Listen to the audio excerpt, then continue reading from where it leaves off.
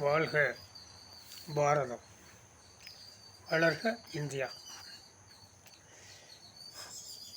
இந்த தீபாவளி நாளில் பல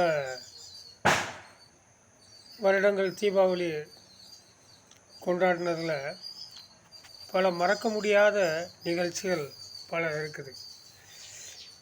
என்னென்னு கேட்டிங்கன்னா, ஒரு முறை அநேகமாக 64க்கு முன்னால், சரியாக வருஷம் கரெக்டாக தெரியல, 1964க்கு முன்னால்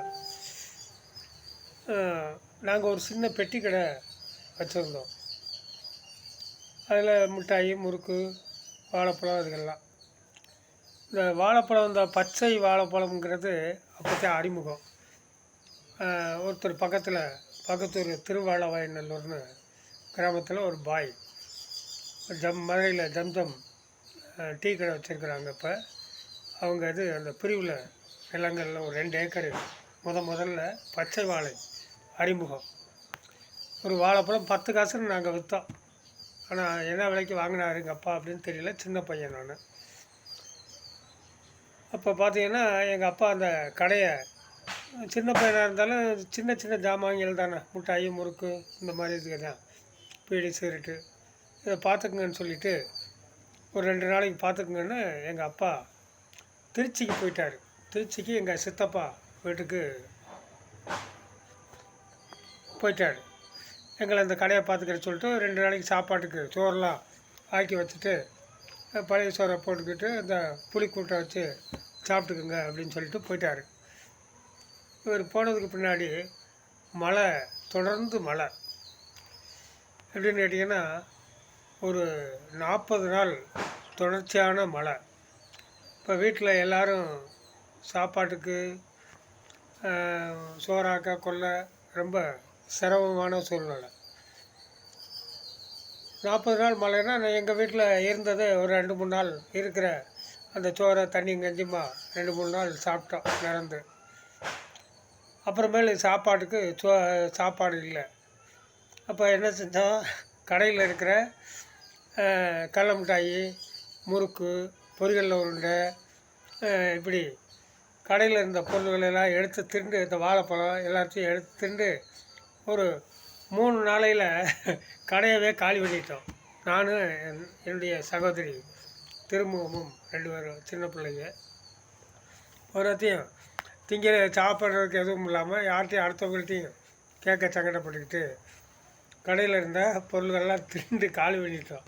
3ஆவது நாள் எங்கள் அப்பா வர்றாரு, திருச்சியிலேருந்து வர்றாரு. வந்து கடையை பார்த்தா கடையில் மிட்டாய் இல்லை, முறுக்கு இல்லை, எந்த விதமான சரக்குகளும் இல்லை. அப்போ போட்டு வெளுத்தார் எங்களை, கடையவே காலி பண்ணி வச்சுருக்கீங்களா, அங்கே ஏதாவது சோறாக்கி சாப்பிடாம அப்படின்னு. மழை பெஞ்சிக்கிட்டு இருக்கு தொடர்ந்து 40 நாள். அப்போ சோறாக்குறதுக்கு நல்ல விறகு இல்லை. பெரிய ஆளுகளாக இருந்தால் விறகை வெட்டி அந்த அடுப்பு மேலே வச்சாவது அனலில் காய வச்சு எரிச்சிருவாங்க. நாங்கள் சின்ன பிள்ளைங்கிறனால எங்களுக்கு சோறாக்கவும் தெரியாது, அதை செய்யவும் முடியாது. இந்த விறகுகளையும் மழை பெஞ்சிக்கிட்டு இருக்கிற போது எங்கே விறகு போய் பச்சை விறகு கொண்டு வந்து எரிக்க முடியாது. இப்போ ஒவ்வொரு வீட்லேயும் அப்போ கூரை வீடு தான் எல்லோரும். அப்போ யாரும் ஓட்டு வீடோ காரை வீடோ இதுகெல்லாம் கிடையாது, பெரும்போது கூரை வீடு தான். இப்போ எல்லார் வீட்லேயும் விறகு எரிக்கிறதுக்கு இல்லாமல் அவசரத்துக்கு இந்த மேலேருந்து இந்த கூரை வீட்டுக்கு ஒரு கை விறகு போட்டிருப்பாங்க. கை, இந்த மகத்தி கை இல்லைன்னா பனங்கை, இந்த மாதிரி கைகளை கூட மேலேருந்து கொடுத்து அதில் மேலே குறுக்க வரிச்சை போட்டு கட்டி கூரையை போட்டு மேய்ஞ்சிருப்பாங்க. இதில் என்னென்னா, ஒரு கையை விட்டுட்டு அடுத்து 1 அடி 1.5 அடிக்கு இருக்கா ஒரு கை இருக்கும். அப்போ 1 அடிக்கு ஒரு கையை இருக்கிறதுனால அந்த இடையில இருக்கிற ஒவ்வொரு கையை எடுத்து அதை அந்த கூரை கோளார இது பண்ணிடாமல் இருக்கிறதுக்கு ஒரு பச்சை விறகு எடுத்து அதில் ஜாயின் பண்ணிவிட்டு ஒவ்வொரு நாள் எடுத்து அதை எரித்து சாப்பிட வேண்டிய ஒரு நிர்பந்தம் வந்தது. இந்த 40 நாள் சாப்பாடு ஒழுங்காக சாப்பிட முடியாமல், ஒழுங்காக சோறாக்க முடியாமல், அதோட எங்கள் அப்பா கடையவே காலி பண்ணிட்டீங்கன்னு சொல்லி எங்களை போட்டு அடித்தது, இதெல்லாம் ஒரு ஞாபகமான ஒரு விஷயம். அடுத்து 66ன்னு நினைக்கிறேன். 66ல் இங்கே விவசாயம் ஒரு 4-5 வருஷம் சரியில்லாமல் போனதுனால ஏதாவது வேலை பார்த்து சாப்பிடுவோம்னு சொல்லி சமயநல்லூரில் போய் குடியிருந்தோம். அங்கே குடியிருக்கிற போது நைட்டு சமயநல்லூர் ஊர்மிச்சோளத்தில் குடியிருக்கும் போது ராத்திரி தீபாவளி அன்னைக்கு நான், என்னுடைய சகோதரி, இன்னொரு பையன் சகோதரன் 3 பேரும் வந்து செல்வம் 3 பேரும் எண்ணெய் தேய்ச்சி 3 பேர் ராத்திரி 2 மணிக்கு எங்கள் அப்பா எல்லாம் வந்து நைட்லேயே கறியெல்லாம் எடுத்துகிட்டு வந்துடுவாங்க. நைட்லேயே எடுத்துகிட்டு வந்துட்டு ராத்திரி 2 மணிக்கெல்லாம் சோறு பலகாரங்கள் சுடுவாங்க. பலகாரங்கள் கூட்டி சாப்பிட்டு காலையில் சோறாக்குவாங்க. கறியெல்லாம் ராத்திரிக்கே குழம்பு வச்சுருவாங்க. நைட்டு 12 மணி 1 மணிக்கெல்லாம் குழம்பு வச்சுருவாங்க எப்போதும். ஏன்னா நைட்டே போய் கறி எடுத்துகிட்டு வந்துடுவோம். அப்போ நைட்டு 2 மணியை போல் 3 பேரும் கோமணத்தோடு எண்ணெய் தேய்ச்சி நிற்கிறோம். எங்கள் அப்பாவும் எண்ணெய் தேய்ச்சி நிற்கிறாரு. ராத்திரி 2 மணி இருக்கும். வடச்சட்டியில் எண்ணெயை ஊற்றி எங்கள் அம்மா பலகாரம் சுடுறதுக்காக அடுப்பை பற்ற வச்சு எடுத்துக்கிட்டு இருக்கிறாங்க. பலகாரம் சுடுறதுக்கு ரெடியாக.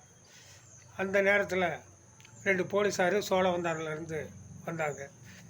வந்து உங்களை வந்து இன்ஸ்பெக்டர் வந்து ஸ்டேஷனுக்கு கூப்பிட்றாரு, உடனே நீங்கள் வாங்க. சரிங்க, காலையில் வர்றோங்கய்யா. இல்லை நீங்கள் இப்போயே வந்தாகணும் அப்படின்னு. என்ன விஷயங்கய்யா? அது என்னன்னு தெரில, நீங்கள் அங்கே வந்து கேளுங்க அப்படின்ட்டார்.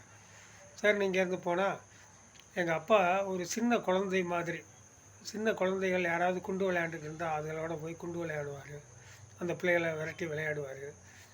அவர் ஒரு 70-75 வயசு வரைக்கும் வாழ்ந்தாலும் அவர் மிக சிறு குழந்தை மாதிரியே இருப்பார். ஆனால் இருந்தாலும் மக்களால் அவர் ஒரு பெரிய தலைவருக்கு ஈக்குவலாக அவரை வந்து எல்லாரும் மதிப்பாங்க. இதில் ஒரு 10 கிராமங்களில் எங்கள் அப்பா திராவிட முன்னேற்ற கழகத்தில் இருந்தாலும் ஒரு பொறுப்பெல்லாம் இல்லைன்னாலும் கூட அவர் இந்த பகுதியில் அந்த கட்சியை உருவாக்குறதுக்கு ஆரம்பத்தில் கஷ்டப்பட்டு அவர் அதை உருவாக்கினவர். அதனால் இங்கே ஒரு 10 கிராமங்களில் அவரை ஒரு தலைவர் மாதிரியே அவரை வந்து எந்த பொறுப்புலையும் இல்லைனாலும் அவரை ரொம்ப மதிப்பாங்க. அந்த மாதிரி இருக்க சூழ்நிலையில் அவரும் எண்ணெய் தேய்ச்சி நிற்கிறாரு. அவர் இந்த எங்கள் நிலத்தை நாங்கள் குத்தகை நிலம் ஒரு 5 ஏக்கர் நகரில் உழுதோம், செட்டியார் வீட்டில். அந்த நிலத்தை எங்கள் அப்பாக்கிட்ட இருந்து பிடுங்கிறதுக்காக அந்த ஊர் கனகப்பிள்ளை ஒருத்தர் அவர் திட்டமிட்டு என்ன செஞ்சார், போய் போலீஸ் ஸ்டேஷனில், அப்போ சிறுமலையில் வந்து பழங்கள் அங்கேருந்து வண்டியில் வரும். அந்த சிறுமலை பழம் வாழைப்பழமெல்லாம் சீப்பாக அறுத்து வச்சா 1 மாதத்துக்கு கூட அது வாட்டுக்கு இருக்கும், அழுகாது கொள்ளாது. அப்போ ஒரு கூடை நிறையா பழங்கள், சிறுமலை பழம், இந்த ஆரஞ்சு பழம், மற்ற பழங்கள்லாம், பழ வகைகள்லாம் கொண்டு போய் அந்த ஸ்டேஷன் இன்ஸ்பெக்டர்கிட்ட கொடுத்து ஒரு கம்ப்ளைண்ட்டையும் கொடுத்து உடனே அவரை கூப்பிட்டு வந்து நீங்கள் இது பண்ணணும் அப்படின்னு சொல்லி அந்த தீபாவளி அன்னைக்கு எண்ணெய் தேய்ச்சி நிற்கிறோம் எல்லோரும். எங்கள் அம்மாவையும் எங்கள் அப்பாவையும் 2 பேரையும் உடனே வரணும்னு சொல்லிட்டாங்க. எண்ணெய் தேய்ச்ச வாக்காக கூட நாங்கள் குளிக்கலை, எதுவும் செய்யலை, பலகாரம் சுட்டு சாப்பிடலை.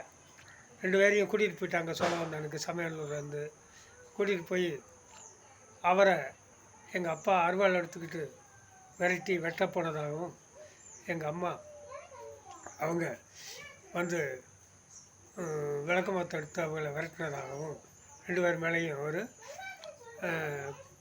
கொலை முயற்சி வழக்கு போட்டு அதன் மூலமாக கூப்பிட்டு போய் ஸ்டேஷனில் உட்கார வச்சுருக்குறாங்க. அந்த இன்ஸ்பெக்டர் எங்கள் அப்பாவையும் எங்கள் அம்மாவையும் பார்த்துட்டு அந்த ஆளை கூப்பிட்டு, ஐயா அவங்க 2 பேரும் உண்மையிலேயே உன்னை அருவாள் எடுத்துக்கிட்டு விரட்டினாரா? இவரை பார்த்தா அப்படி தெரியலையா? இவர் ஓங்கி கூட பேசலை, எதுவும் பேச முடியலை, அவர் அப்ராணி மாதிரி இருக்கிறாரு. அந்த அம்மா அவ்வளோ இதாக இல்லை, நாகரிகமாக நல்லா இருக்காங்க. இவங்க 2 பேரும் உன்னை விரட்டினாங்க, கொலை முயற்சி பண்ணாங்கன்னு சொல்லி கம்ப்ளைண்ட்டு கொடுத்துருக்கியே, இங்கே வா, பழக்கூடையை எடுத்துக்கிட்டு வீட்டுக்கு போ அப்படின்னு சொல்லி அவரை கூப்பிட்டு வார்ன் பண்ணி, இப்படி பொய் வழக்கெல்லாம் கொடுக்காத அப்படின்னு சொல்லி. அந்த காலத்தில் அந்த கணக்கு பிள்ளையா இருக்கிற ஆள் அந்த நிலங்கள்லாம் செட்டியார் வீட்டில் கணக்கு பிள்ளையா இருந்தவர். அவர் பேர் தாண்டவராயன் பிள்ளை அப்படின்னு அவர் பேர். ஆனால் அவரை எங்கள் பாட்டன் தான் கணக்கு பிள்ளையாக சேர்த்து விட்டவர். யார்கிட்ட? முதலாளி வீட்டில், செட்டியார் வீடு முதலாளி வீட்டில் சேர்த்து விட்டவர் எங்கள் பாட்டன் தான். சின்ன காவக்காரர் முத்தம்பலம்னு பேர். அவர் தான் சேர்த்து விட்டவர். முதல்ல அவர் செஞ்ச வேலையே எங்கள் நிலத்தை பிடுங்கிறது தான். அதுக்கு எங்கள் அப்பாவை கொலை முயற்சி பண்ணாருன்னு சொல்லி இது பண்ணி அதோட 2-3 தடவை கொலை முயற்சி வழக்கு மற்றதுன்னு போட்டு தொந்தரவை கொடுத்து எங்கள் ஊரில் அவருக்கு உறவினர் ஒருத்தர் அதுக்கு அடுத்து டிஎஸ்பியாக வந்தார், நீலமேகம்னு சொல்லி. அவரும் அவர் நியாயமான ஆளாக இருந்தாலும் அவர் குடும்பத்துக்குன்னு பிரச்சனை வரும்பொழுது அவங்க குடும்பத்துக்கு சப்போர்ட்டாக நேரடியாக வரலைனாலும் அந்த ஸ்டேஷனில் சாதகமாக அவர் சொல்லலைனாலும் கூட அவர் குடும்பம் பொழுது அவங்க சொல்கிறத கேட்டாங்க. அதனால் அந்த நிலத்தை பிடுங்கிறதுக்கு அவங்க பல தடவை முயற்சி பண்ணி தகராறு பண்ணி இது பண்ணும்போது எங்கள் அப்பா அந்த முதலாளி வீட்டுக்கே வேணாம், எந்த விதமான நஷ்டீடும் வேணாம்னு அந்த 5 ஏக்கர் நிலத்தையும் ஒரு 60-70 வருஷம் உழுத ஒரு நிலத்தை வச்சுக்கங்கன்னு கொடுத்துட்டாரு. அது ஏன் சொல்கிறேன்னா, இந்த தீபாவளி நேரத்தில் எண்ணெய் தேய்ச்சி வீட்டில் பலகாரம் சாப்பிட போகிற நேரத்தில் இந்த மாதிரி ஒரு நிகழ்ச்சி, இது இன்னும் பல நிகழ்ச்சிகள் இருக்குது. இருந்தாலும் முழுசாக சொல்லணும்னா நீண்ட நேரம் ஆகும். இது கடைசியில் எங்கள் நிலத்தை அவங்க பிடுங்கிட்டாங்க. அந்த தீபாவளி இல்லை நாங்கள் குழந்தைகள்லாம் நாங்கள் அழுதுகிட்டு, அன்றைய காலம் என்பது ரொம்ப ஒரு பதட்டமான ஒரு மோசமான ஒரு அனுபவத்தை கொடுத்தது. அந்த நிலத்தை பிடுங்கிறதுக்காக எங்கள் அப்பா எங்கள் அம்மாவை கூட்டிகிட்டு போய் ஸ்டேஷனில் உட்கார வச்சு அந்த இன்ஸ்பெக்டர் நல்லவர். பார்த்த உடனே அவர் இந்த ஆள் பொய் பேசுகிறாரு அப்படின்னு தெரிஞ்சு இது பண்ணிட்டாங்க. ஆனால் அதுக்கு பின்னாடி அந்த ஸ்டேஷனில் எங்கள் மேலே பல தடவை புகார் கொடுத்துருக்குறாங்க. எப்போதுமே பொய் புகார் தான் அவங்க கொடுப்பாங்க. அந்த ஸ்டேஷனில் இருக்கக்கூடிய அதிகாரிகள் அவங்க சொல்கிறத கேட்டு எங்கள் மேலே சில நேரங்களில் நடவடிக்கை எடுப்பாங்க. சில நேரங்களில் பார்த்துட்டு அவங்க தப்பான வழக்குகள், பொய் வழக்கு போடுறாங்க, பொய்யா ஸ்டேஷனில் கம்ப்ளைண்ட் தர்றாங்கன்னு தெரிஞ்சு கடைசியில் அவங்கள கூப்பிட்டு மறைமுகமாக கண்டித்து விட்டு எங்களை ஒரு 4 நாளைக்கு அலைய விட்டு போங்கன்னு சொல்லிடுவாங்க. இது மாதிரி நீண்ட காலமாக நடந்துக்கிட்டு இருக்கிறத இந்த தீபாவளி அப்படிங்கும் பொழுது அது ஒரு மறக்க முடியாத நிகழ்ச்சியாக இருக்கிறது. மீண்டும் உங்களுக்கு ஃபேஸ்புக் நண்பர்களுக்கும் யூடியூப் நண்பர்களுக்கும் மற்ற நண்பர்களுக்கும் என்னுடைய தீபாவளி நல்வாழ்த்துக்களை தெரிவித்துக் கொள்கிறேன். இது ஒரு பழைய ஞாபகம், ஒரு மனசில் ஒரு உறுத்திக்கிட்டு இருந்த பல்வேறு விஷயங்களில் இதெல்லாம் ஒன்று. அதை உங்கள்கிட்ட நான் வெளிப்படுத்துகிறேன். நன்றி, வணக்கம். தமிழ்மணி, இந்து முன்னணி மாவட்ட செயற்குழு, மதுரை புறநகர் மாவட்டம். நன்றி, வணக்கம்.